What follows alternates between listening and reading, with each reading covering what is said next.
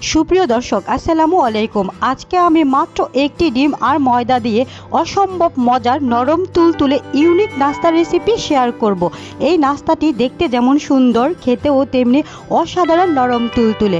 চায়ের আড্ডা জমে যাবে যদি বিকেলে এই নাস্তাটি তৈরি করেন। পরিবারের ছোট থেকে বড় সকলে ভীষণ পছন্দ করবে। আশা করব আমার আজকের রেসিপি আপনাদের কাছে ভালো লাগবে আর সহজও লাগবে। আমার রেসিপি ভালো লেগে থাকলে প্লিজ আমার চ্যানেলটি সাবস্ক্রাইব করে রাখবেন।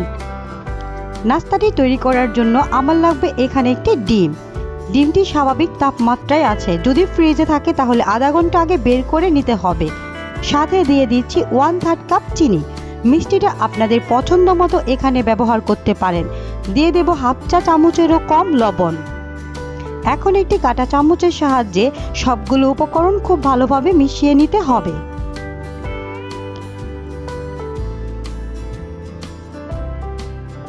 এই পর্যায়ে আমার উপকরণগুলো মেশানো হয়ে গেছে। এখন এর মধ্যে দিয়ে দিচ্ছি 2 টেবিল চামচ পরিমাণ রান্নার সয়াবিন তেল। এখন আবারও উপকরণগুলো একসাথে ভালোভাবে মিশিয়ে নিতে হবে।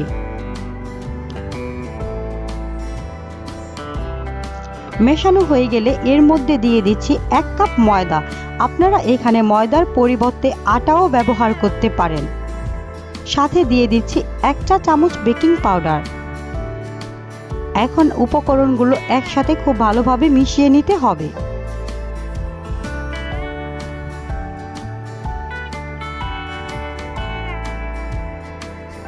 মেশানোর এই পর্যায়ে দিয়ে দিচ্ছি 2 টেবিল চামচ পরিমাণ পাউডার দুধ।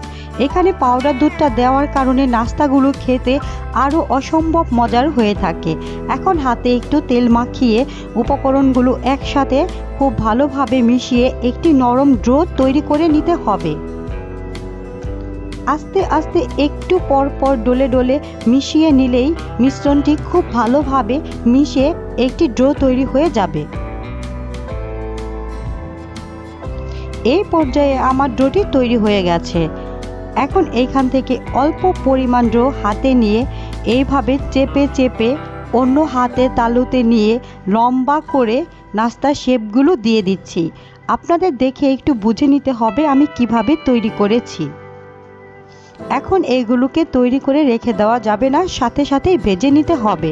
চুলায় আগে থেকেই তেল গরম করে রেখেছি। চুলায় তেলটা পুরোপুরি গরম হওয়া যাবে না, হালকা গরম অবস্থায় নাস্তাগুলো দিতে হবে। নাস্তাগুলো দেওয়ার 2-1 মিনিট পরেই নাস্তাগুলো উল্টে দিচ্ছি।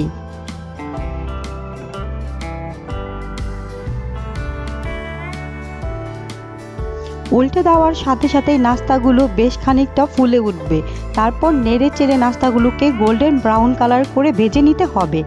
আশা করব আমার আজকের রেসিপি আপনাদের কাছে সহজ লেগেছে আর ভালো লেগেছে। যদি আমার রেসিপি আপনাদের কাছে ভালো লেগে থাকে তাহলে অবশ্যই আমার চ্যানেলটি সাবস্ক্রাইব করে রাখবেন আরও সহজ সহজ ভিডিও দেখার জন্য। এইভাবে নেড়ে চেড়ে গোল্ডেন ব্রাউন কালার করে নাস্তাগুলোকে ভেজে নিতে হবে। এই পর্যায়ে নাস্তাগুলো ভাজা হয়ে গেছে। এখন তেল ঝরিয়ে আমি একে একে নাস্তাগুলোকে উঠিয়ে নিচ্ছি। দেখুন মাশাআল্লাহ, নাস্তাগুলোর মধ্যে কত সুন্দর কালার চলে এসেছে। এই নাস্তাগুলো তৈরি করলে বিকেলে চায়ের আড্ডা অবশ্যই জমে যাবে।